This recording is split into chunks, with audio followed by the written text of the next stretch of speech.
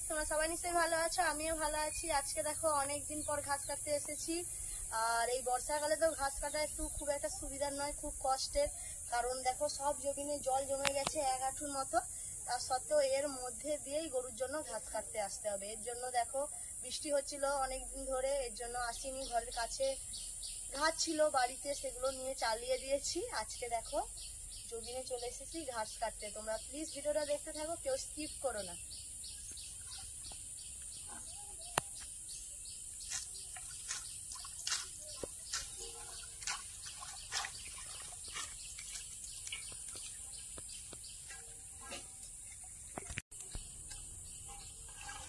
কাটতে কাটতে দিয়ে দিবি।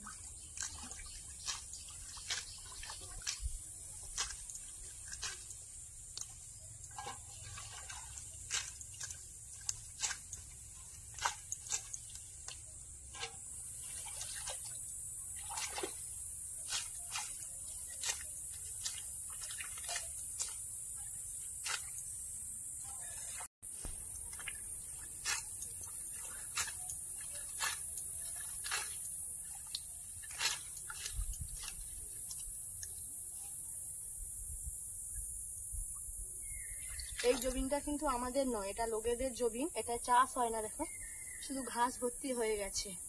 আর এই জলটা অনেক দিন করে জল, এই জন্য দেখো পুরো জলটার কালার পুরো মবিলের মতো, মানে এত কালো। কিন্তু এই জলটা পচে গেছে আর কি, কিন্তু চুলকুনিও হয়। চুলকুনি হলেও বা কি হবে বলো, কিন্তু আমাকে তো গরুর খাওয়ার জন্য ঘাস কাটতে হবে। আর এটা পুরো ঘাস ভর্তি, পুরো জমিনটা এত সুন্দর ঘাস হয়ে আছে। আর না কাটলেও মানে মানে এত সুন্দর লাগছে, মনে হয় যেন সব কেটে নিয়ে চলে যায়। এর জন্য প্রতিদিন আমি আসি আর বড় গামলার 1 গামলা করে ঘাস নিয়ে যাই। আমাদের 2টো গরু আছে, এর জন্য।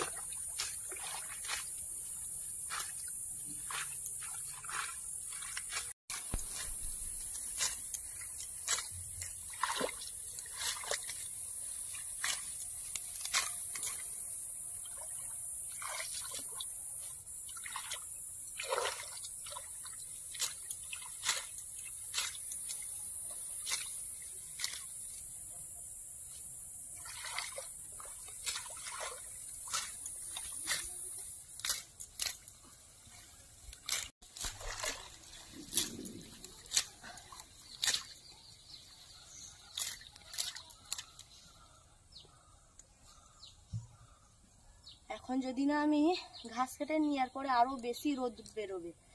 আর এত রোদে আমি ঘাস কাটতে পারি না, আমার জাহান আকপাক করে।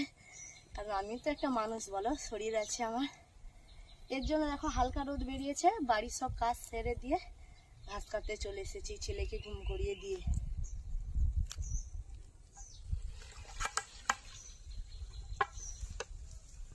দেখো আমি গামলা পুরো জাঁকিয়ে জাঁকিয়ে নিচ্ছি ঘাস, যাতে না কম পড়ে যায় গরুর।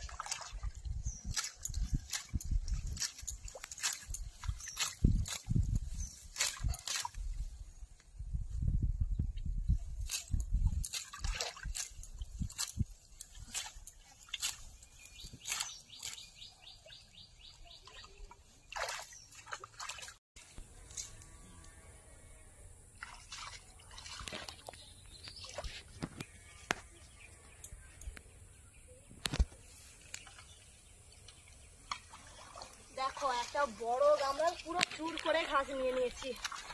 নিয়ে যেতে পারবো কিনা সন্দেহ আছে। এই যা যা কাপড় দিয়ে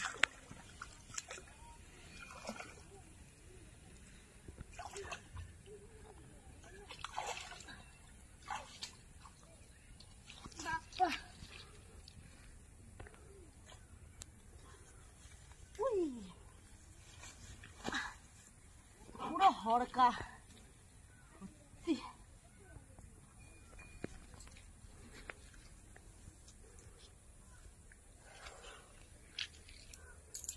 অবস্থা পুরো খারাপ। সেই যে বন্ধুরা, তোমার প্লিজ ভিডিওটা দেখতে থাকো, লাইক কমেন্ট শেয়ার অবশ্যই করো, কেউ স্কিপ করো না। যারা যারা এখন আমার চ্যানেলকে সাবস্ক্রাইব করোনি তারা প্লিজ সাবস্ক্রাইব করে দিও। ভিডিওটা শেষ করে দিচ্ছি, টাটা। আমি এবার বাড়ির দিকে যাই, খিদেও পেয়ে গেল।